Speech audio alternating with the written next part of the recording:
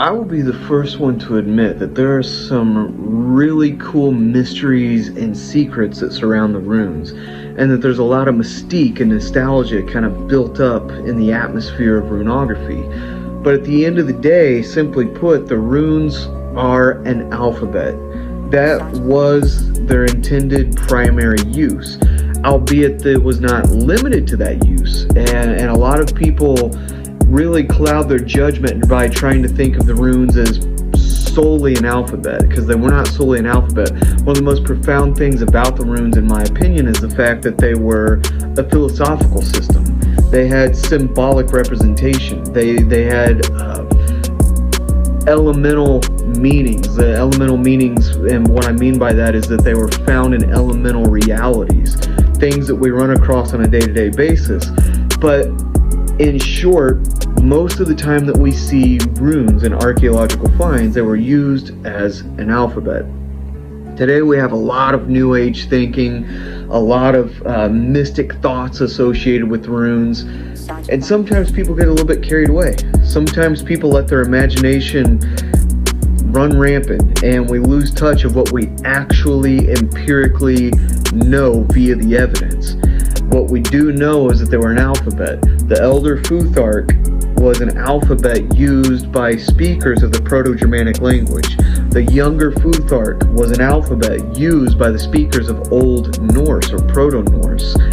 And the Anglo-Saxon and Frisian Futhark or Futhark was used by Old English speakers. It seems a lot less entertaining and exciting whenever we deal with them as an alphabet, but that is the fundamental reality of them. But even as an alphabet, the runes, especially for me, the Elder Futhark, which is what I specialize in, and this is what the remainder of the video will be about, are absolutely astonishing. They are so deep with their sophistication. They are so layered and so well thought out that it's kind of mind-boggling. And it's really impressive, and it puts a whole new spin on how we view the ancient world, because most of us, let's admit it, we view the ancient world through a lens of thinking them to be uneducated, unintelligible, barbaric heathens. But if we really analyze the alphabet of the runic system, we find a very intelligent, very well-read, and very well-thought people. Nothing like what we try to fit them in the stereotype of. But most of all, for me, the Elder Futhark seems to be one of the most sophisticated ancient alphabets there is. And I say that not because I'm biased, which I am, but because we see something that is a very rare feat in the ancient world, especially concerning ancient alphabets, and that is that it has a 1-to-1 ratio with phoneme to characters. In other words, each rune has a phoneme, and each phoneme has a rune associated with it. This is something that is just simply unheard of in ancient languages and ancient alphabets. And in fact, there's a lot of modern alphabets that do not have this quality. So this shows a level of sophistication which is unparalleled even by modern standards. Yet if that was not mind-boggling enough, and if that in and of itself doesn't show how sophisticated this ancient alphabet was, the fact is that the Elder Futhark seems to be designed for the Proto-Germanic language. In other words, it seems as if it fits so perfectly that it was not some later adaptation. It wasn't some evolution that took place over thousands and thousands of years. It seems as though the Elder Futharks were designed for Proto-Germanic speakers. This is absolutely incredible, because rarely do we find any alphabet that is actually in use for the language that we see it intended for, without crazy evolutions. Of course, whenever we're looking at the Anglo-Frisian Futhark and the Younger Futhark, we are looking at evolutions. But whenever we're looking at the Elder Futhark, we're seeing something very specifically for the language in which it was spoken.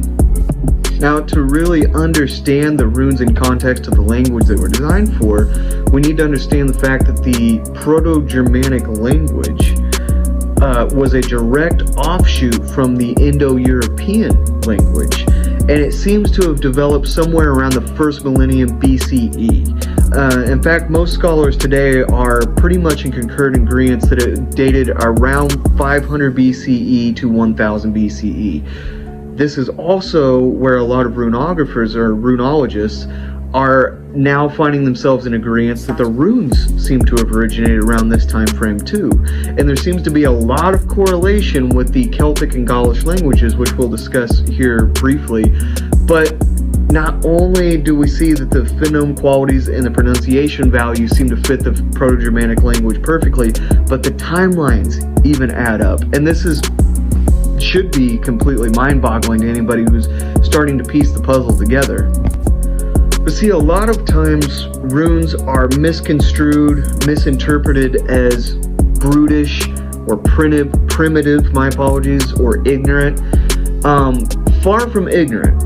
However, there is a little bit of brutish and primitive qualities to the runes, but this is not without reason and not without intelligible causation. They seem to be this way for a very specific reason, because straight lines are easier to carve than all sorts of curves and so on and so forth. So the runes were made in these, sort of characteristic, shapes for a reason, and that was because they were meant to be carved. But not only is it simply easier to carve runes in stone and so forth, but very specifically it seems as though the runes were designed to be carved into wood, which is why we do not see a lot of horizontal lines in the Elder Futhark very specifically. Younger Futhark would begin to see horizontal lines, but we do not see this in the Elder Futhark. And a lot of runologists are now in agreement, and logically so, that this is because with horizontal lines we would see the runes being carved against the grain of wood, and that would make it more difficult. In fact, straight lines and angled lines can be carved with ease into woods, and I can attest to this because I do a lot of runic art, and carving runes into wood, or wood burning, burning the runes into wood is extremely easy when you are using the Elder Futhark. But when you get into the Younger Futhark, where you start to get horizontal lines, it does make things more difficult. So if they were indeed intended to be put into wood, that would make perfect sense as to why we do not see horizontal lines appearing in the Elder Futhark runes. Now, if the runes indeed were intended to be carved into wood, this gives us three key features that we need to discuss. The very first one is this concurs and validates Tacitus's representation of runes, where he says that they were used primarily for divination, and that they would carve these characters, which we have to assume are runes, into wooden pieces, very specifically pieces taken from a fruit-bearing tree, and they would carve these symbols into it. They would cast them down, they would take them up three times. I would imagine this means that they would take 3 individual pieces of the wood, and then they would interpret the runes or the characters that were inscribed or carved into the wood. So this would concur with that. Furthermore, it would also explain to a degree why we do not see a lot of archaeological evidence emerging concerning the Elder Futhark, because we see a great deal concerning the Younger Futhark in archaeology, but we don't see so much in the Elder Futhark. This would be because wood does not preserve as well as stone. Younger Futhark was primarily, and the majority of it, was put into stone. The Elder Futhark, if indeed it was made to be engraved into wood, would have primarily been put into wood. Therefore, i.e., it would have disappeared to us. We would no longer have it. But furthermore, it seems to connect runes to an ancient Irish line alphabet called Ogham. And forgive me if I'm mispronouncing that. My ancient Irish is not up to date, so to speak. But this was used by the Celts in Ireland, and it is also called the tree alphabet. It's called the tree alphabet for a few reasons, primarily because it seems to have been designed, again, for wood.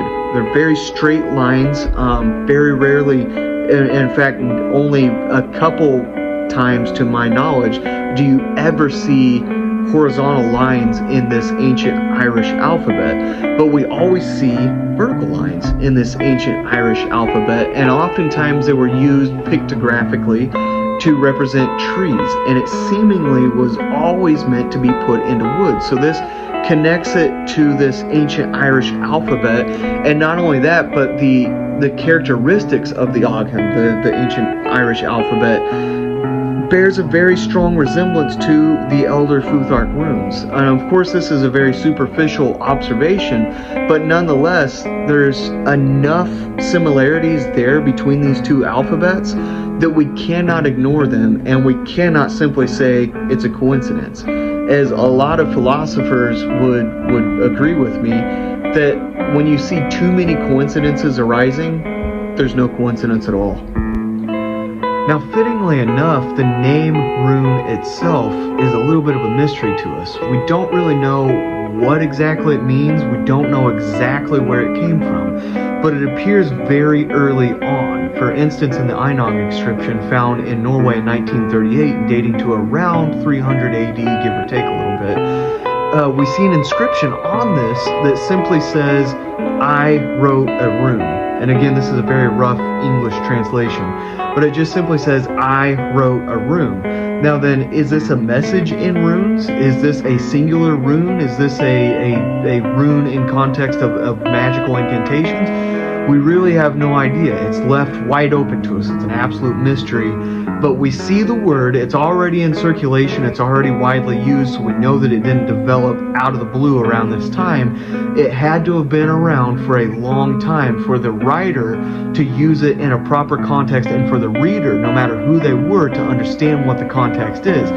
We, in our modern world, completely oblivious to the context. But in the ancient world, by 300 AD, already widely known, already widely in use.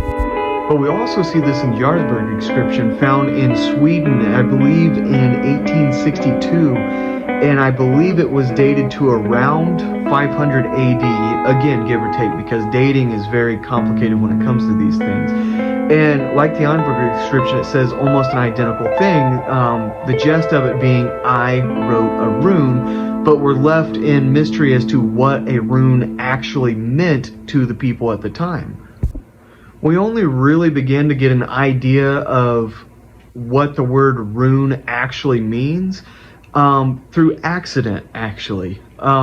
In the 3rd century AD, or CE, in other words, a Arian bishop attempted to make a translation of the Christian Bible into the Gothic language. And this was none other than the Arian bishop Wulfia, whose Bible is still extremely famous and widely used to understand ancient languages to this day. But in this, he preserved the word rune for us 3 times, or several times, but very specifically to translate 3 Greek words again and again and again. We see these 3 Greek words translated to the word, Gothic word, rune or runa. And since Old Gothic is extremely similar to Proto-Germanic, in fact, in many cases they're almost identical and indistinguishable, we can sort of develop a little bit of a vague generic idea of what rune actually means. Now, the first Greek word that we see Wulfia translate runa to is the Greek word sombolia, if I'm pronouncing that correctly. And roughly what it means is to advise or to give counsel to sort of direct a person, in other words. And it seems to even refer to having a council, like royalty who has a council, where they would go to the council and seek advice. Now then, the second Greek word that we see Wulfia translate into runa is bole, and that literally means a plan or a purpose, a plan of action, but very specifically it seems to refer to a divine plan of action, a divine will, so to speak. In other words, it has aspects pertaining to a plan or a purpose, but that plan or purpose almost always is of God, according to the Christian Bible.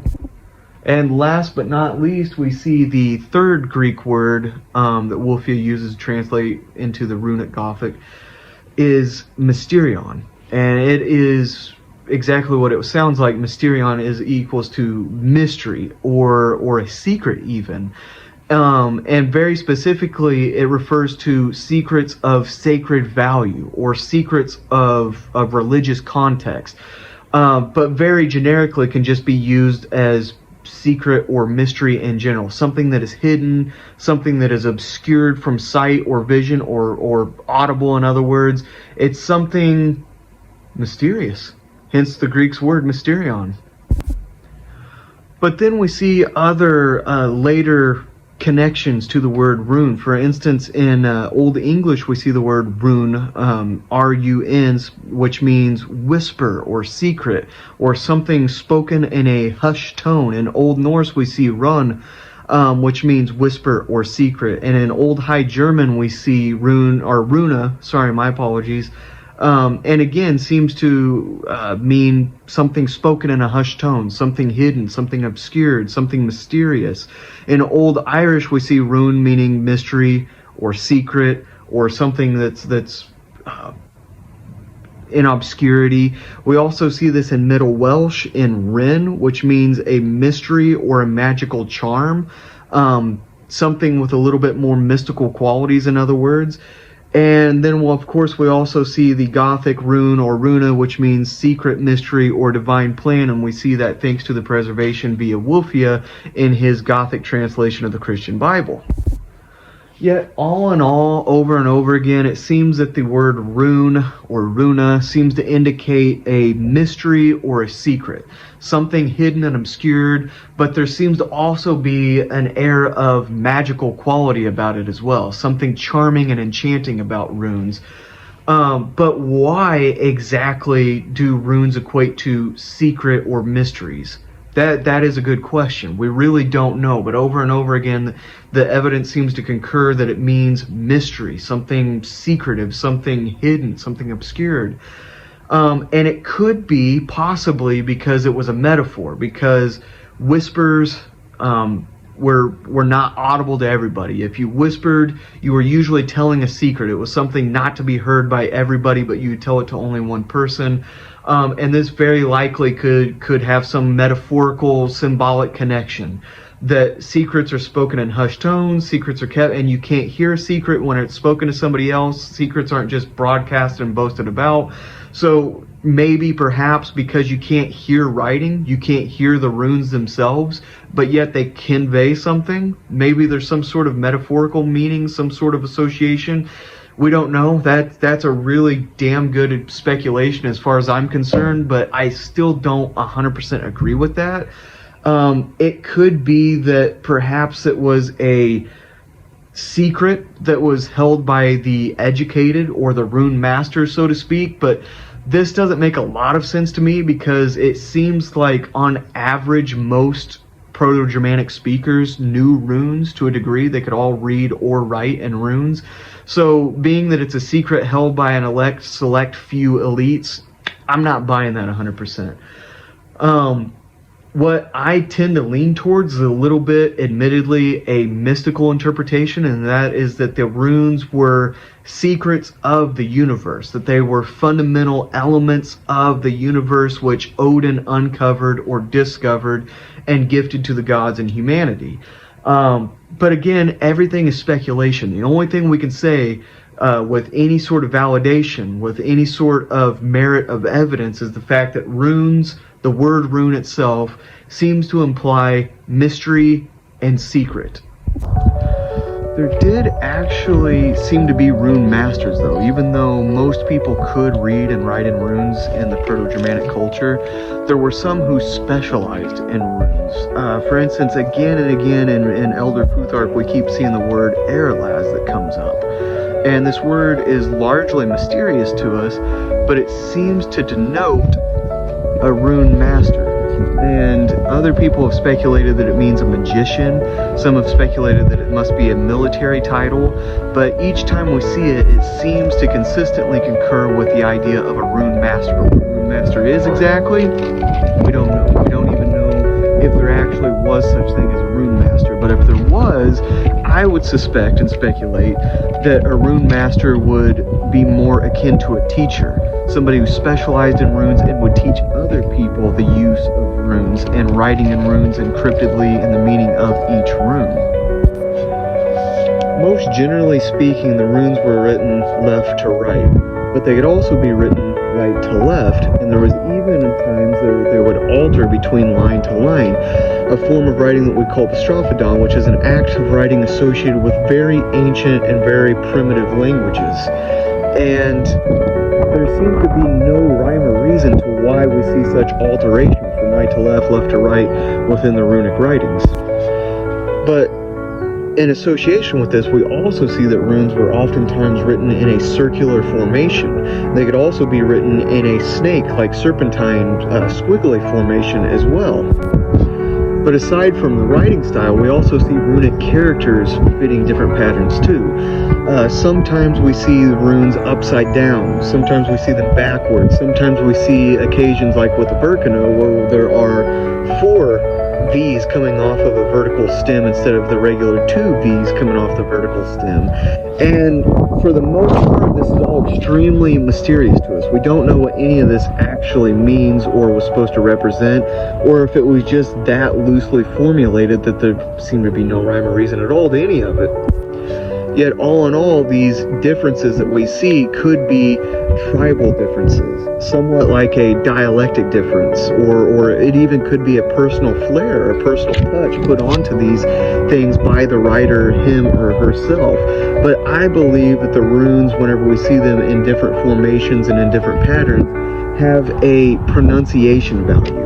I believe that whenever you see within a sentence a rune upside down or backwards, it's supposed to have a different inflection placed on it, or perhaps even an entirely different pronunciation altogether. Yet I also am of the mind that there could be a possibility that it changes the overall symbolic meaning of the word. When a specific rune is flipped or reversed or upside down, however you want to see it, it could change the overall meaning of the word, or could have some sort of hidden, secretive, symbolic inflection upon the word itself. In our modern world, we have an extreme and crippling problem when it comes to actually understanding the runes. This fundamental problem comes from the fact that we have 2 sanctions, or rather 2 factions, battling against each other, all in an attempt to fit the runes into pre-established biases that they hold. In other words, we have the secularists on one hand, which are trying to portray the runes solely and only as an alphabet, and neglecting the fact that they had some mystic associations with them, that they had some magical qualities associated with them, that the fact that there were some mysteries that surrounded the runes, and that they were directly correlated by the Germanic and Nordic people to the god Odin, that he achieved the runes via hanging on the world tree Yggdrasil for 9 days and 9 nights. Now on the flip side, the other hand, we have mystic thinkers, New Age idealists, who are attempting to hyper-mysticize the runes and are not taking the evidence that we see and applying it to their ideology. Both sides seem to be wagering a war which is only against evidence and empirical data. Neither one are taking the full picture as it comes to us. They're both taking bits and pieces of the picture and then fabricating their own narrative around these bits and pieces, which is fundamentally destructive and inhibiting to our overall ideas and understanding of the runes, and it misrepresents the runes to a large network of people, which is an atrocity in my mind and something that I am constantly trying to work against myself. All All in all, though, the runes were fundamentally an alphabet. But were they solely an alphabet? Absolutely not. There was philosophical qualities to them, there was divination qualities to them, and we even see that there was numeric quality to them. This is extremely mysterious. We don't exactly know how the numeric quality worked, but it is largely like black matter in theoretical physics. We know that it exists from the implications that it has on everything around it, but we cannot detect it in and of itself. This is the same way with the numeric value of the runes. We know because all logic points to this direction, but we can't say exactly what the numeric quality was of the runes. Most of the time when we see numbers in Proto-Germanic or in Old Norse, they were written out. However, there is implications whenever we see singular runes or runes that simply just do not make 100% sense in the context that they're in, that there might be numeric value to these runes. Now, again, I have to emphasize, this is speculative. This is not 100% verified via evidence, but the evidence seems to indicate this. The evidence also is very clear that the runes did, in fact, without a doubt, empirically have magical qualities associated with them. Now, this isn't any sort of attestation to the reality of magic, but what it is saying is that the Nordic culture and the Proto-Germanic culture did indeed believe in magic, and part of their belief in magic entailed runes. In fact, runes were used for divination. There can be no denying that. Tacitus attests to this as far as we can discern, and many other attestations concur with this ideology.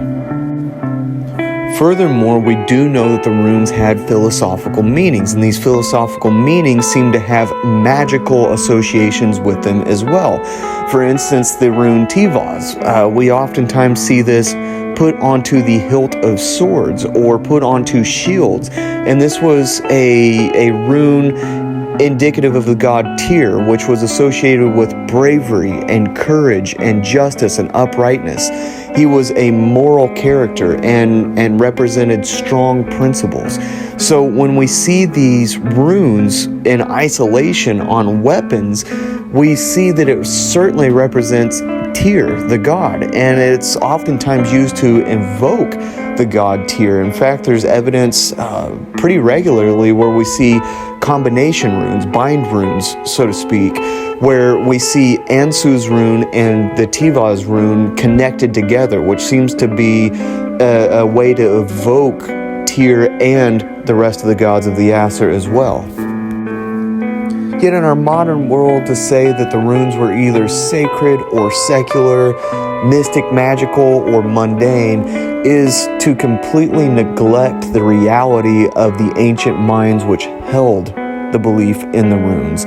Because in the ancient world, there was no clear-cut distinguishable lines between the sacred and the secular. This is completely a modern idea. So to try to quantify the runes into mythical or mysterious, or trying to quantify them into completely secular alphabet, is doing an injustice. The reality is the ancient minds held a belief in both aspects, that the runes were indeed an alphabet used for mundane, everyday purposes, but these mundane, everyday purposes were not quite so mundane as we believe them in the modern world to be. However, I cannot deny the fact that it is an extreme pet peeve of mine when people hyper-mysticize the idea of the runes. For one example, a lot of people use runic divination today, and it is not done in a historically verified or backed up manner. It is added a lot of what my friend John Brazaitis used to call foo-foo language to it. It's just things that sound good. It's not anything that's actually historically verifiable. It's not anything that's historically rooted, and it's very much reflective of our modern culture, not ancient Germanic or Nordic or Celtic cultures. Furthermore, we get weird ideas such as the modern idea of runic yoga, that yes, there is a mild and slight possibility that the ancient Germanics did practice runic yoga, but we have no way to verify this, and everything that we could say about it is extremely speculative. However, the New Age thinkers, the more mythological, mystic thinkers, have taken this concept, this potentiality, and ran with it, and have created an entire narrative out of a vague possibility. The idea of bind runes are another fine example of this, that yes, there were indeed runes that were combined with each other, and this would change either the phonetic aspect of the rune, how it was pronounced, in other words. It might even be a way to condense the effort put forth to write something out. But in the modern world, we've hyper-emphasized the magical quality associated with this. And there could be no denying that occasionally bind runes were used for magical purposes. But this was not their sole use. And in the next video, we will go into, in a little bit more detail and a little bit more depth, how bind runes were actually used. And we'll try to clear up some of the interpretation and confusion associated with bind runes, and try to clarify how the ancient people actually utilized bind runes. So be sure to join us for part 2 of Runology, a study of the runes, where we'll start to discuss the aspects of bind runes. We'll also start to discuss the order of the runes, the properties of the runes, and a lot of other aspects that the runes were used for in the ancient world.